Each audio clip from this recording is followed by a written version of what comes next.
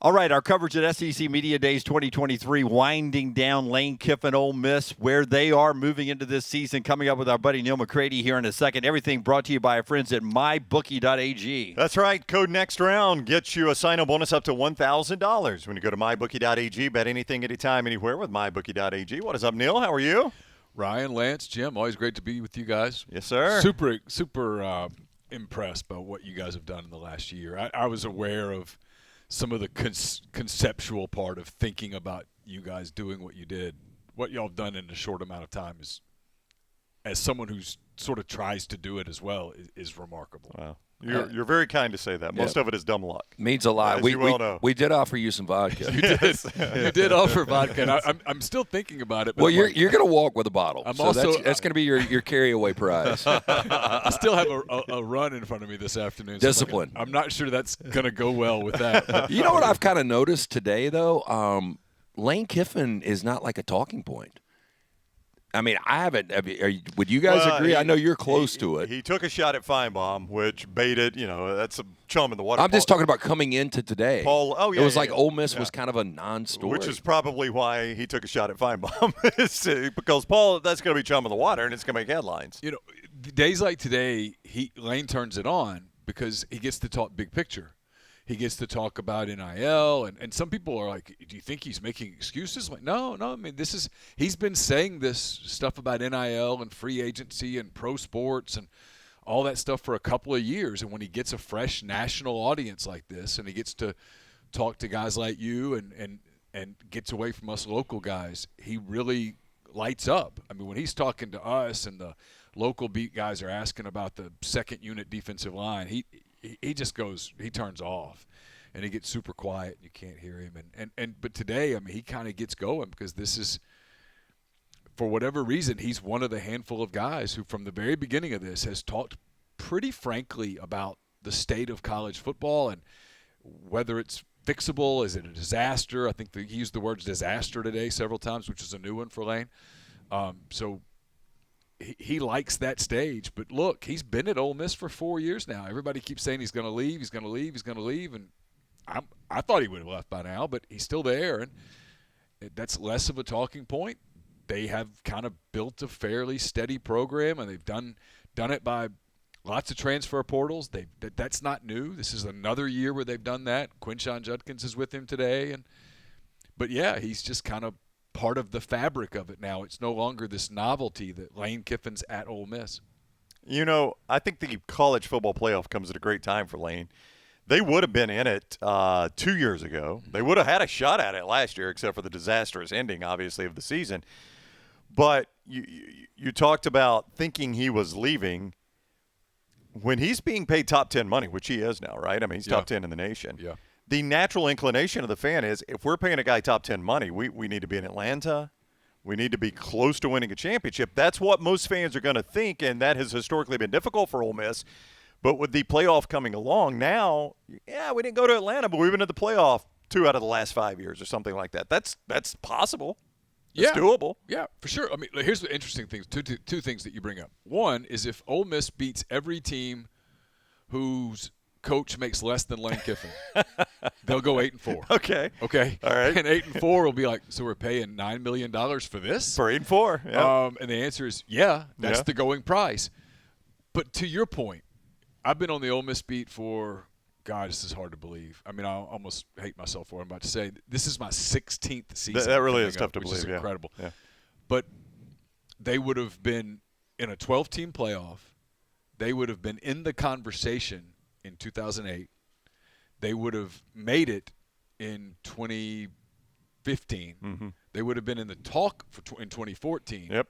And they would have made it, as you said, in 2021. And go back to last season, they were 8-1. I know, well positioned. And had the football, I think, at the Alabama 14 with the chance to take the lead late in the game. So they didn't get that done, obviously, and their season fell apart. But had they scored there and gone to 9-1, they would have been going into the, week 11 very much in a playoff conversation. I mean, they would have been talking about getting one of the byes. Yeah. So, is it easy to win at Ole Miss? Of course not. Is Ole Miss the same program as LSU, as Alabama? probably Tennessee, Georgia, certainly, maybe Texas when they join. No, they're not. But is there a record of the ability to get to that place? Yeah, absolutely. You can do it. It's hard, but you can do it. There are programs in the league that can't say that. Ole Miss is one that kind of can. It dawned on me that I remember the show now. Back in the day when Nick came to Tuscaloosa and Neal went to Oxford, we were like, who's at that job longer? And both of them are still there. I know, it's still a battle. Yeah. He's outlasted Nick. So the league's changing. My money's on Nick. The league's changing now with Texas and Oklahoma coming next year. Where does Ole Miss football fit into that new landscape? Does they get shuffled down a little bit more, or can they stay up where Lane wants them to be, where Ole Miss fans all of a sudden think they should be in the mix with the big guys? I think it's going to come down to how organized they can be from a collective standpoint, because Lane says this. And I'm not sure he's 100% right, but he's probably somewhere between 85 and 90% right. The kids are going where they get paid the most. Right. And Ole Miss was kind of out front on NIL. They've been very organized on NIL, and it has allowed them to be very competitive in the transfer portal. Now, it has not allowed them to be very competitive with the 5-star kid, the high 4-star kid, at least not as many of them as, say, Georgia has or Alabama's able to get or LSU's been able to get. That's going to be the next key. You can't win without players. I don't think you can – I don't think the portal is super sustainable year over year. Now, is there resolution on that?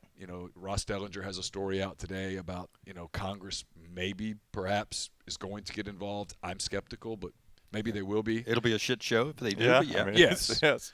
So it's The portal tax is on the way. yeah, I mean, the thing is so volatile right now that it's a great question that you ask. I just don't know that it's truly answerable unless unless like Ryan's right here and you can teleport into the future and see what something looks like. I shared with him my teleportation, like we're going to have to buy minutes, we're going to have to buy miles. Yeah. Neal likes the concept. Oh, I think everybody does. Yeah, my whole point, We though, just got was somebody about, invent it now. was about NIL, right? Because, I don't know if it's true, but I always feel like Alabama's got more money than Ole Miss. Yeah. I know Texas does. I know Texas A&M does. I feel like LSU does. I feel like Georgia does. I just wondered where Ole Miss, if we're just stacking – because Lane hinted today, didn't he? I'd love to name the 20 biggest boosters. Yeah. I'd love to rank them. I'm shocked that he did not take the bait and answer that question. I thought, oh, here he goes. He's going to name it like he wanted to. You could see it in his eyes. I don't know. Can anyone keep up with Texas A&M? With Texas? If they decide, hey, we're completely in. No. That's it. It's ball game. If USC ever decides, okay, this means more to us than anything else, we are completely in. And you look around the league, there's a handful of programs because of where they are and the growth that's happening there. It's probably good news for Alabama when you look at all the growth that's happening in northern Alabama and all the money that's being poured into there. Look at Northwest Arkansas, all the money that's coming into there because of Walmart and Tyson and all that. What happens if Arkansas boosters decide one day that, hey, you know what? This really matters to us. We're completely engaged. Can they become a power? I don't know. I think at this point there's so many possibilities that to sit here and for us to say with any degree of defiance, if you will, or definite, being definite about it, I think that's naive. I don't think there's any way to truly know what the potential of any program is because it really comes down to just how serious you are about it, how much it matters to you, how much you're willing to sort of swallow that bad taste in your mouth when you think about what you're actually doing. But, for Ole Miss, if everybody is maximized, Ole Miss can't really compete. But if others aren't as dedicated to it as they decide to be, they've proven that they can be right there on the precipice and, catch a break and you're in. Your whole conversation there, all I had flashing in my eyes was Lane sitting next to a Saudi prince. And the live version of college football, he was taking some Saudi money. Well, what's funny is I was having this conversation with Andy Staples today, and we make these jokes about the Saudis. That's and right. Stuff, Oh, but, But what if the Saudis just decide out of the blue that they kind of like South Carolina? That's right.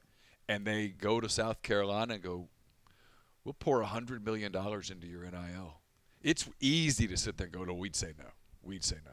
And then there's the money. That's right. And then you're like, that's a game changer. Yeah. And all of a sudden, South Carolina is the superpower. Yep.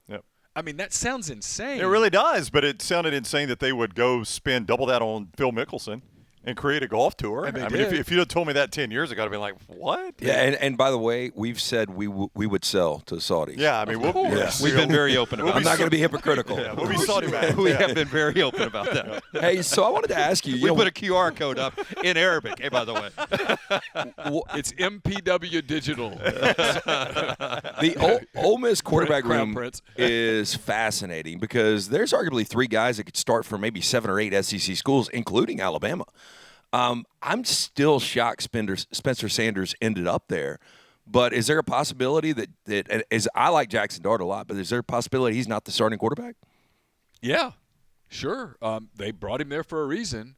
I mean, I've kind of held out the possibility that they brought him there because they didn't want him to go to Auburn, but I don't think that's it. I think they brought him in because he's a proven quarterback. He started 41 games at Oklahoma State, a lot of success. He wasn't elite, but he had some moments where he was really good, and I think they challenged Jackson Dart. Jackson appeared to respond to that challenge in the spring and the summer. But look, guys, I mean, you look around the SEC last year, how many schools made it through an entire season with one quarterback? I think Mississippi State did it with Will Rogers. LSU did it. No, Jake they got didn't. hurt. Yep. Bama didn't. Bama, I mean, Bryce Young missed some time. He missed a game. Yeah, it wasn't 100% a lot of the rest of the year. Jackson Dart did it. That was about it. Yeah. There weren't many. And so maybe he looks at it and goes, hey, I have to make sure that I've got some depth at that position moving forward. It might have just been as simple as that. They brought Walker Howard in. They really like him. They just signed Austin Simmons, who moved up 2 classifications, who's a young guy that I don't think they view him as ready to go this year. But, Lane has consistently answered that question with, it's my job to make every room in the building as deep as possible. And he's begun to say that enough times. I'm starting to believe him that there was no ulterior motive. It was just, hey, let's just stack as many good players as we can get. Jackson was banged up a little bit at the end of last year, right? I mean, everybody gets hurt as the year goes on, but he was sort of impacted his ability to play at 100%. He ran it a lot last year. I don't know. I was talking. And he's reckless when he runs, too. He is. I was talking to Tom Murphy, who covers Arkansas, about this, because they were doing a thing about KJ Jefferson and Rocket Sanders and combined those two. If you put all of their numbers together, those two combined for like 5,100 yards. Jackson Dart and Quinshon Judkins had about 5,200 yards. I mean, Jackson ran the football quite a bit.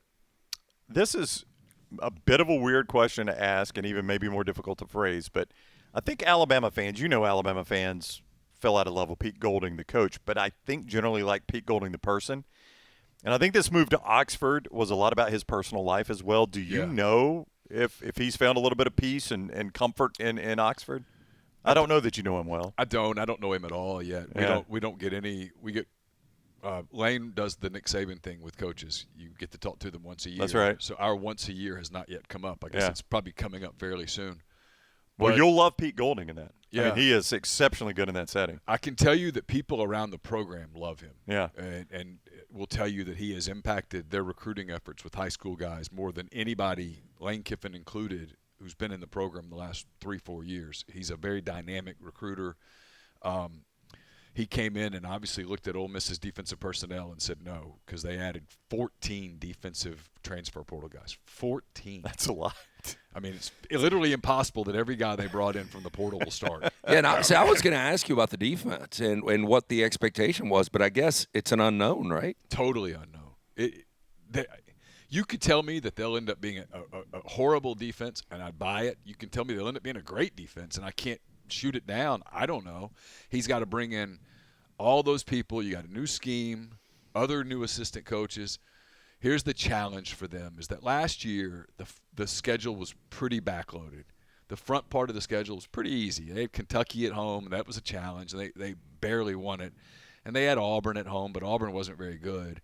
And then the back half of it was brutal, with LSU and Bama and at Arkansas and Mississippi State. Well, this year, in the first 6 games, they have to go to Tulane in week 2, and I think they'll beat Tulane. But look, Tulane's it's an interesting game. It really is, yeah. And then in consecutive weeks, they've got at Alabama, then they come home and play LSU and Arkansas. Oof. And that's a tough stretch. 3 pretty tough assignments, especially when you consider that you still have all these new pieces that you're trying to integrate. and also build culture. And that was a problem for Ole Miss at the end of last season was as soon as they hit some adversity, some of the guys that had come in as transfer portal guys, you could tell they weren't particularly – it didn't matter that much to them. They were there for the individual reasons and stuff. You didn't have that cohesiveness that maybe you had at a Georgia or an Alabama where guys have been there together for a while. Was some of that an extension of Lane Kiffin, though? I mean, he seemed to check out a little bit. He did. He took some blame today. He kind of blamed himself for the second half of last season. I don't know. I wasn't inside the room. I don't know how you hear different people. How seriously did Lane consider Auburn? Was he distracted by Auburn? I don't know. I believe that Lane and that team put so much into that Alabama game, and that game was incredibly close. Bryce Young was amazing.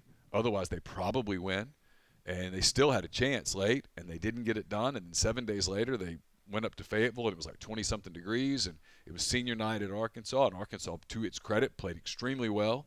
Ole Miss did not play well, and then they spent a lot of that fourth quarter chasing points, trying to make it look better. Was that because he wanted to make himself look better for the Auburn job? Was that just because he was pissed off that they were getting blown out and he wasn't going to take his players out? But 5 nights later, they played a very average Mississippi State team. I mean, we have kind of romanticized that state team because of the passing of Mike Leach, God rest his soul, but that wasn't a good team. Ole Miss should have beaten that team, and they were flat, and they were tired, and they weren't particularly explosive, and they lose that game, and all of a sudden now you're 8-4, and you're going to go play the Texas Bowl, and Ole Miss didn't care, and Texas Tech, to its credit, did, and Texas Tech popped them, and so it looks worse maybe than it was. Or it was about right because the first part of the schedule they didn't play anybody. So it's one of those things where you go back and you break down after you played 13 games and you look at it, what was it? It's still hard to say. Before you go, with You're Texas, kicking me out? Well, you can stay as long as you want. He just now wants a drink. Let this interview go on longer. He'll want a drink. With Texas and Oklahoma coming to the league, Texas A&M used to be Thanksgiving night. That was kind of – They can have it. Well, and I know you feel that way.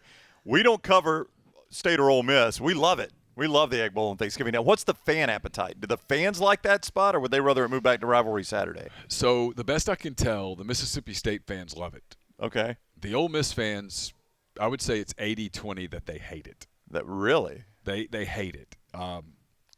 I don't want to be the TV partners here, but could I sell you on a Friday night? Yeah, what about Black Friday?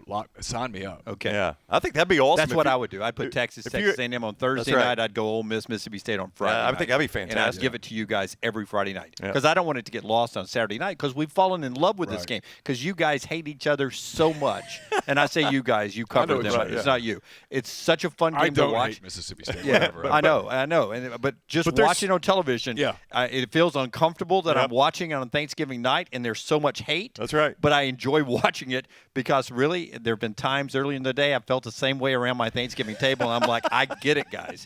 Same table, and we're fighting like cats and dogs, or in this case, dogs and rebels. It's a small state, but those two fan bases are totally different. The two schools are totally different, and the way they approach that rivalry is totally different.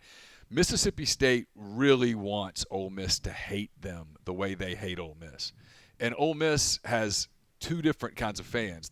The fans that are from the state of Mississippi who have to kind of deal with them, who basically meet that requirement and hate them back. And then you have Ole Miss has a ton of out-of-state kids who are from Georgia and Texas or whatnot. They don't care anything about Mississippi State. And then the old Ole Miss fans, LSU they want LSU to be the rival. They don't want Mississippi State to be the rival.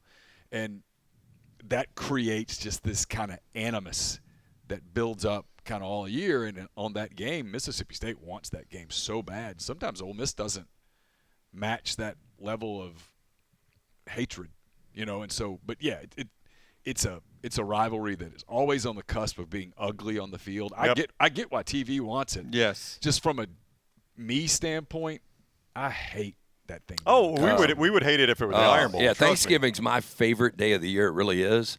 And I don't like that we have to work on Black Friday for the Iron Bowl. So I can't even imagine if we were having to do a show on Thursday. Like this year, I mean, you got to drive to Starkville, and the game's not over till 10-something. You're not leaving the stadium till 12:30. You get back at 2:30 in the morning, and the whole day was just there is no Thanksgiving. If people are like, well, you can do Thanksgiving on Friday. I'm like, yeah, except it's not on Friday. You know? That's right. That's right. It was on Thursday. It was yesterday. Yeah. What are we going to do? We're going to roast a turkey now? I mean, it's just stupid. I can open presents in July, but it's not Christmas. Yeah, I get it. Yeah. All right, Neal McCready is with us. All of our interviews from Nashville presented by MyBookie.ag, code next round, and also our buddy Sterling at Champies. That's right. Highway 119 in Alabaster. Perfect for the tailgates that are just a little over 35 days away. Make sure you swing by there. You can get everything you want at champieschicken.com, champieschicken.com. Mississippi Delta recipe tamales. They're great. They're not from Mississippi, but trust me, they're the tamales you want and a lot more. champieschicken.com. Parting gift? Yeah, we got a parting gift for Neal. So this is Charles Barkley's vodka. Yep. It's locally owned and operated out of Birmingham. It's 8 times distilled, gluten-free. You're presenting it like it's a lifetime achievement. No, award. I mean- for No, 16 years in Oxford. I For will 16 say, years in Oxford. be honest with us, Neal. Have you gotten anything close to a bottle of Redmont vodka this week from anyone that you've sat down with? The God's honest answer is absolutely not. Nothing even close to this. No one gives me anything. They just say, hey, will you do it again? I'm like, I guess. But now I definitely will do your That's show right. again if We've you ever bought want me Neal. back. Yes. Go follow Neal on Twitter at Neal McCready. Rebel Grove is the site with rivals that Neal's with, but they do so much more than just the written word. They do a ton of good video and audio stuff there. And you can find it all. Neal tweets it. Go follow them. Do everything we ask you to do. Do it for them. Subscribe and support their work. Neal, it's we always gave good him to see you, vodka. huh? He already likes us. All right. You don't have to build him up Neal, anymore. you know You we gave love me you, vodka, and you maybe possibly gave me a hookup with the Saudis. I mean, I'm good. It's the best visit he's had all week. Yeah. Neal, thank you, man. Thank you, guys.